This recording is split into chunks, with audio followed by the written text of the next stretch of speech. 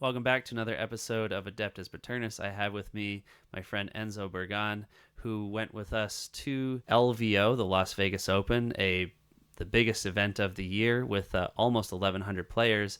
And Enzo took the Tactical Brigade Orcs, where he went 5-1 and actually did the best with that detachment out of anybody who took it there. So congrats to you, Enzo.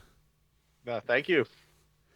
So I wanted to just kick off a series with you talking about everybody's experience at LVO, and we're gonna go kind of from the beginning, starting off with your competitive background. So how have you been doing lately? This last season, let's say. Oh, absolutely terribly.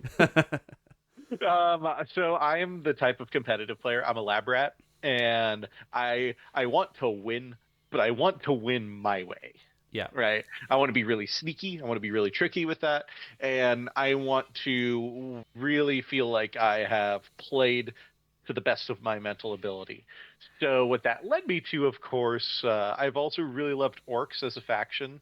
I have some other Xenos factions, but I bounced around in 10th. I really started competing Arcs of Omen ninth, and then Mm-hmm. early 10th. Got the crap kicked out of me at a lot of tournaments. Um, but it was really worth it, worth the learning experience.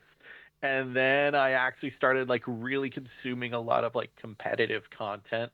And kind of like the 2 months before LVO is when I really started to like fully treat it differently and practice differently, I think. Yeah, we've been at a lot of events together. Our teams have even faced each other, but you and I have never actually played Yeah, each other. I don't want anything to do with the Necrons that you play. Yes. Well, when you say lab rat, I mean, I same way. I definitely prefer to win my way, which every time somebody comes home with this, they're like, okay, so I played Necrons, but I haven't played this. And I'm sure you got that reaction as well with your orcs. Yeah, I was genuinely really surprised at how many people have not played against Orc. Mm-hmm. Like it was so weird. Or not that they have not, they've played it. All my opponents said like I've played against Orcs, but like I haven't seen any of these units. And I'm Right. like, oh, okay, well here's what they do. Well, And yeah, why don't we get into it then? Let's look at your list. Yeah. So this list is a very mean list. I took inspiration from the CSM of Leviathan back when index threat overload was a thing, and they were like, you know what? I'm not gonna pay like MSU pays for like 20 units. I'm gonna get like 15 really punchy units. And that's kind of what I wanted to do. So I wanted to do like the cheapest, most efficient pieces that I have to fight people with. I also built this list around a couple different conditions, which is one, I wanted to have a game into literally everybody. Like I did not want to auto lose in matchmaking. The second is I wanted to plan around a turn three Wa because people know how to play around a turn two Wa. So I wanted to make a list that needed as few units as possible to survive to get an effective Wa, but still like be able to line up charges and be able to hit what I need to hit. And then the last thing is I really wanted something that is going to leverage the redeploy of Tactical Brigade because one, I really love Tactical Brigade. I love the Blood Axes. They're my favorite orc clan. And I wanted to also like put stuff on the table that is absolutely ridiculous. So that's kind of why you see a lot of my choices there. Yeah. Um, So for those who are listening, why don't you read through it? And for those who aren't super familiar with Tactical Brigade, why don't you explain the enhancements too? Yeah, absolutely. So my list is actually pretty weird. I started off with Tactical Brigade. You always run this one unit. It's the Big Mech and Mega Armor that takes the Mech Captain enhancement. Reason why you do this, the Mech Captain enhancement allows a any mech that can hold this enhancement to lead a unit of flash kits. When it leads a unit of flash kits, it gives the entire unit full rerolls to hit, which is absolutely disgusting. It's what Badrick did. Not only that, but in Tactical Brigade, it's better than Badrick because Well, Badrick's rule is rerolls to hit, but you also get another rule on top of that. Mm-hmm. And you get the orders or the tactics that you issue for +1 to hit. So now I'm hitting on 4s. That's 50% better. I'm getting full reroll hits.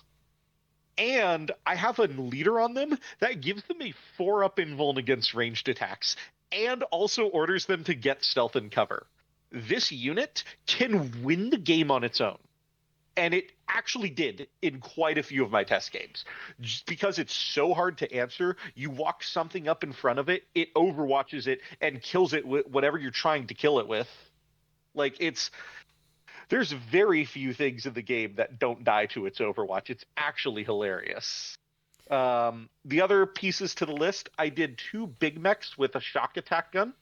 One of which had a Gob Boomer enhancement, which basically gives it, normally you issue orders at 6 inches. The Gob Boomer lets you get an 18-inch order range. At the end, I will to say, I do actually think this should be on a Beast Boss, Mm-hmm. funny enough, just because mechs have a 7-up leadership and Beast Bosses have a 6-up leadership. And for those of you at home who may not know, you can actually issue 2 orders to the same unit at once. Um, you just have to take a leadership test on the model issuing the order and break some heads if there's any stupid ones that don't understand 2 orders at once. Right. But either way, the other pieces, these big mechs with shock attack guns join into 2 units of tank busters. They get the same access to all of the orders in Tactical Brigade, so they get the stealth and cover order. They also get +1 to shooting order, which came up a lot, actually. Even though tank busters already have +1 to hit and wound against Mm-hmm. vehicles, being able to order another +1 to hit to get around smoke was just so impactful. It's just the best attachment for tank busters, hands down. Um, I had Boss Snickrot being my warlord. Boss Snickrot is another boss. It's a flexible order. And literally, he's just there for a secret mission because I just need him to be able to. I need to be able to threaten, hey, I'm going to put my warlord on your deployment zone objective. Or I'm going to just try to get this battle line in your deployment zone. And being able to threaten both of them at the same time is essential because secret missions are not worth taking unless you can do at least 2. Mm-hmm. Um, Then here's where we get really big threat overload too. I have 2 beast bosses leading beast snagaboys units. Just 10 mans. I don't think you need any more. On average, beast bosses 50% of the time will kill any monster or vehicle 10 wounds or less. Just on average. Mathematically, that's what they do.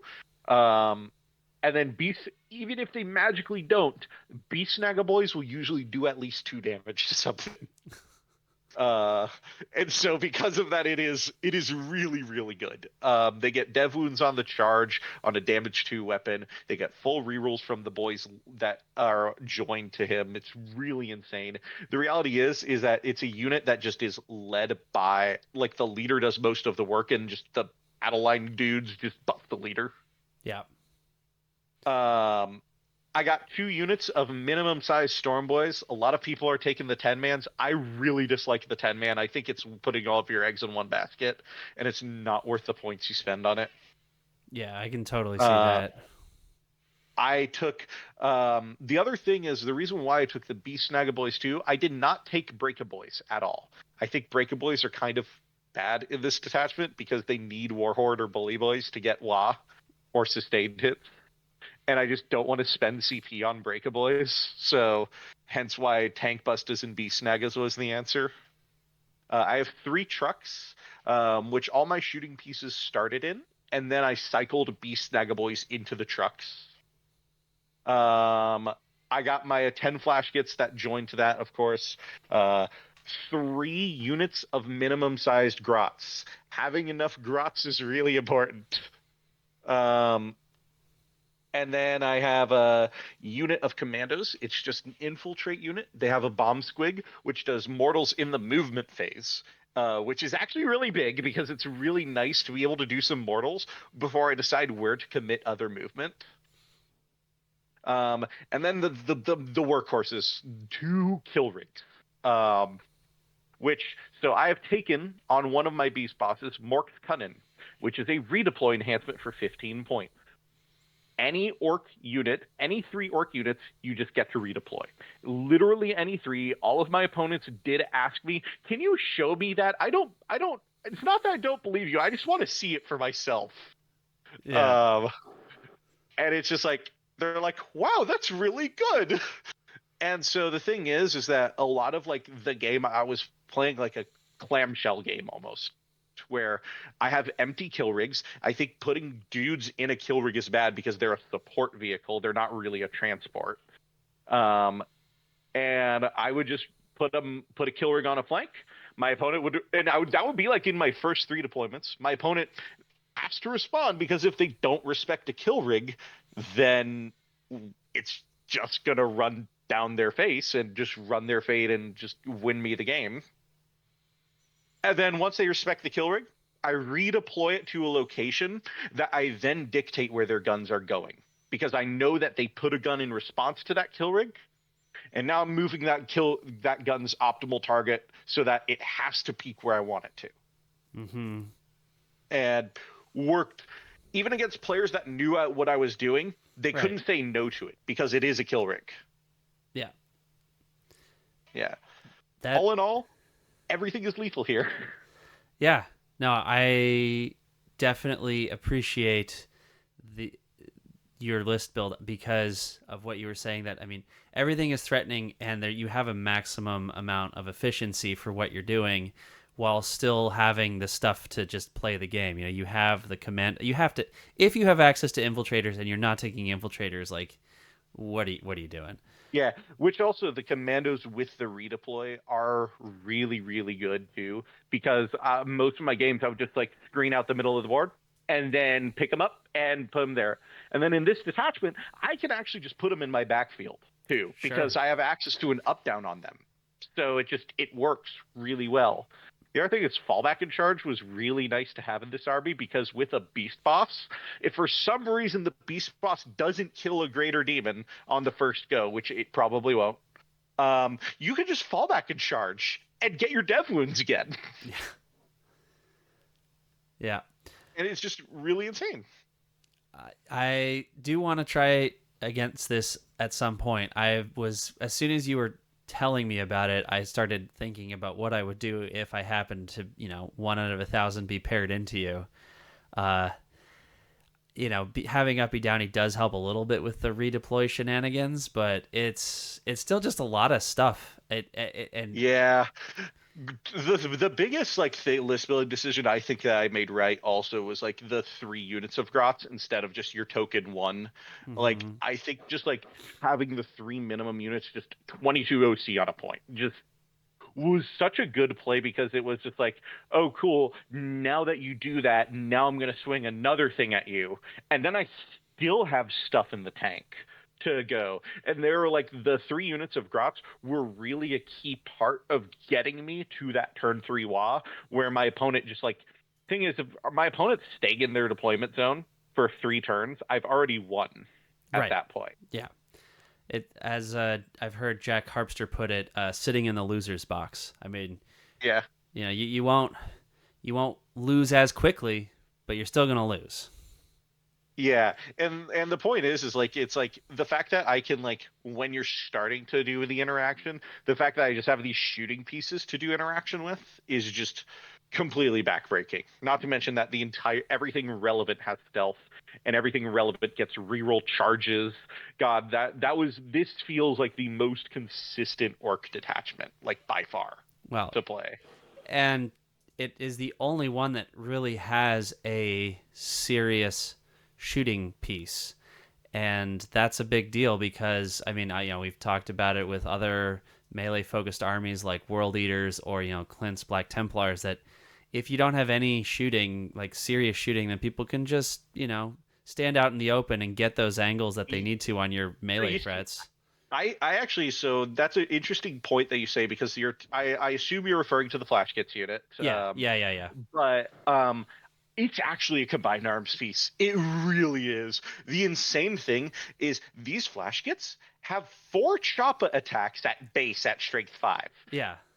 And in WoW, that's 5 at strength 6. They're also a heroic piece, and I did heroic quite a few times actually. It was really good. Um, just because you get so much extra, and it's not even the fact that you heroic. You actually just heroic, then spend a CP to fall back, and you fall back like an inch away. Like, but then you just got a free like 6 to 10 inches of movement out of that. Mm-hmm. Do you get the reroll hits in melee too, or is it just in Oh ranged? no no no, just in range. But I mean, you're hitting on threes in melee, right? So it's Well, like, you're hitting on threes in melee. You can spend a CP for sustained. Like, it's really good. You spend a CP for sustained or lethal. right. Um, which is like, it makes it so that like on demons or Catan, you can just stack saves on them. That was part of the plan with the Beast Snaga boys too, because they get rerolls against monsters and vehicles. So if I run into a Catan, a demon, which I expected a lot of demon players actually, Mm-hmm. if I run into that, I also just get to go, all right, I'm going to spend a CP for lethals, get full rerolls, fish for sixes. And that's going to do a far better job of killing a greater demon than like knobs or like anything will. And the AP1 actually, it is AP1, right? The shooting. The shooting is AP1, yeah. Yeah. So the AP1 though, it's not useless because Catan actually do have a 4-up, 4-up. So if they have cover and you have AP0 Goes to a three, shooting, yeah.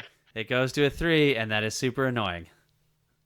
Yeah, absolutely. But no, the output of that unit is insane. Like one highlight from them was like the Flash Gitz literally picked up a gladiator in Overwatch. Yeah, I believe it. I So believe it. crazy. Oh, and on Overwatch, the actual busted thing about this unit is when you are firing Overwatch, the target you select is the only eligible target, meaning you're always going to get your extra shot on Flash Gitz on Overwatch. That's funny. I didn't even think about that, but that is Yeah. true. That is I true. actually learned this recently. I was playing it wrong the whole tournament. Uh, well, hey. It wouldn't have changed anything, but it's just something that I learned recently. Well, now you know for the next one. So yeah, why don't we then talk next about how you were preparing for LVO, like what you did to get ready. Yeah, absolutely. So, a lot of work actually. Like I kicked it into high gear. I was doing about 3 games a week, one in person, two on TTS, or sometimes two in person, two on TTS. The big thing is I didn't do it for my in person, but I at least did it for TTS. And I think everybody should be doing this. When you practice Warhammer, play more than one game. Like you're only going to be practicing for your first game if you don't if you just play one game at a time. Like you need to practice thinking once you're exhausted. You can Yeah. also do this by playing after work too. Yeah. Like it's one of the things where it's just like you're not going to be at your best in a Warhammer tournament. You're not going to be thinking at your best. You're The real thing you have to optimize is 80% capacity or 70% capacity. You have to make sure that your 70% is as good as your 100. You know, it's funny that you say that. I had this exact conversation with Joe about how my peak games are like the second game of the day. Because the first game you're still kind of waking up, and then the second game you really got it, and then it's the third game where it's like, oh, and Yeah. like I mean, being a dad, I don't have you've been I've seen you at some of the Tuesday night OP Yeah, after hours. absolutely. Yeah. Yeah, we keep them up late sometimes. I mean, we've done 2 games in a row and there till 1 a.m. So we've abused our bodies in the name of the game. Yeah. But Like it's it absolutely is important. it's funny though. I hadn't thought of it that way though. That it actually does help you prepare that way. I think though that if you're going to do that, then you do have to keep yourself. And this is something I always like to do anyway, but I think it especially is the case with what you're the point that you're making, to keep yourself to the same standard of like no take backsies. You You have see, to, yeah. yeah. So here's actually the other thing. It's not no takebacksies because I'm not a stickler for that. I think Well, no take I backsies that you wouldn't get in a tournament setting, right? Oh yeah, no, absolutely. Like my thing, my rule that I make clear, and I say that Warhammer is a social game. That like take backsies are something that you need to talk about with your opponent at the front, and like that was like part of the learning space, and part of the prep is like figure out like how I am going to best word this to my opponent, and that is genuinely one of the most important things to do is to prep for the social interaction Yes. because so like my approach was all right. I am cool if there is literally like no reason for you to not do something and you can explain that to me like you say, oh, there's no reason for me not to be off of this, or there's no reason for me to be on this objective, can I just move slightly off the objective so I can still do establish locus but not be on the objective so that you get points? I'm like, yeah, of course, any sane person would do that if they were at their best, and I'm cool with that as a take back seat because it doesn't really affect dice rolling. It doesn't really affect that kind of stuff. But it's the going to your opponent at the front end of things before the situation happens that is extremely important. Yeah, this is actually something that is in the FLG code of conduct, where they do say that agreements made before the game, if you are going to play, even if it's like counter to the rules, if you and your opponent agree on something, that is binding. Mm-hmm. And it so if the judge comes later and you say, look, we agreed to do this and now he's not letting me do it, you're if they're really pushing it, the judge, that can be a yellow card offense for going back on your Oh word. yeah. So Um, Another thing is like if you're using a chess clock, like making sure that you agree on like how a chess clock is to be used, of like our whose time are saves on. right. So for me, I say I'm bad at passing time. So the saves are going to be on whoever's turn it is, so long as you're not taking 30 seconds to make save. Right. Yeah. I mean, orcs, I think, are you're always rolling more dice, so that the clock is always more important for me. None of my games even came close. We finished almost everything in under 2 hours, but that is another really, really good point. Um, Yeah. and yeah, these it's a lot of this. It's a lot of the stuff that you only start to think about once you are, even if you've been doing a lot of competitive events, something like LVO, which is just in like one of the biggest rooms you've ever been in, with the most people you've ever seen playing Warhammer, at the same time, and everybody like is taking it pretty seriously. It is another level, and these are good tips for getting prepared for something like that, which then carry Yeah. over even to your RTT of just practice. Good communication is always a good thing in Warhammer. Absolutely. As far as like preparation, so like yeah, the communication was definitely a big part, and I definitely think everybody should work on that part of the social game. The other thing I did, besides like getting the reps into, was actually like specifically like writing down or like making mental checklists for my rules and how I ideally want to use them. If you don't have a game plan for every single unit in the list, if you cannot write like a 3 to 4 sentence description of enough meat of all of the things that you could use on a unit, then it shouldn't be in your list, right? So like a lot of what my work was kill rigs. How do I justify bringing them? Because it's a very big point in contention in the orcs community.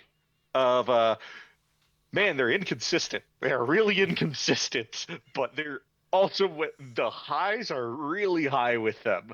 And how do you enable these things? So a lot of what I did, because I had to redeploy, I did a lot of deployment drills. Mm-hmm. Literally looked at the maps, planned out how I was going to place them, planned out how I was going to deploy around them, and planned out how I was going to make space for me to redeploy them to as well.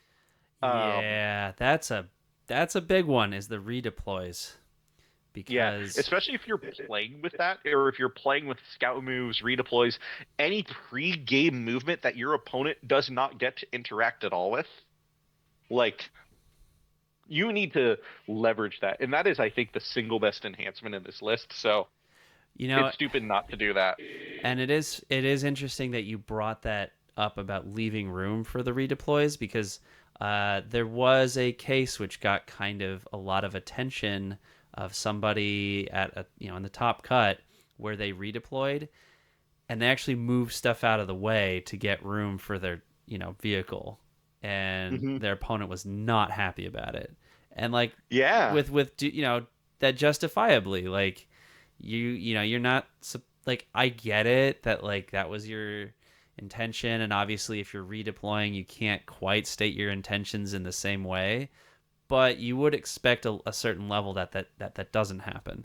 So I mean, yeah, but I mean that's the biggest thing. You need to sequence your redeploys. And if you're redeploying a vehicle that's big and you need to redeploy something else to move outside of that, well, that's fine.